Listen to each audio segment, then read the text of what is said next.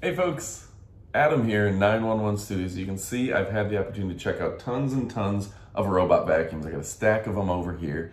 Got to give a big shout out to iLife. We're gonna look at the V3s, but iLife's robot vacuums are fantastic for their price. They're at the top of that section. Now, if you're not looking to spend thousands of dollars, if you're looking to spend a G on a robot vacuum, LG makes great vacuums. But iLife in the price range, the under $200 range, is making incredible vacuums. I'm talking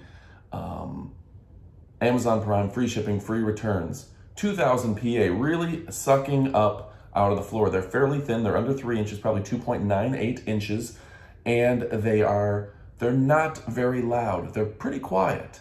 And if those are things you're looking for, battery life lasts about 100 minutes, which is pretty solid among robots. Now, of course, the higher end robots are gonna last about an hour and a half, an hour and 50 minutes, 150 minutes, where these will last about 100. The suction on the very high end, 3000 PA. These are at 2000. They're a solid robot vacuum.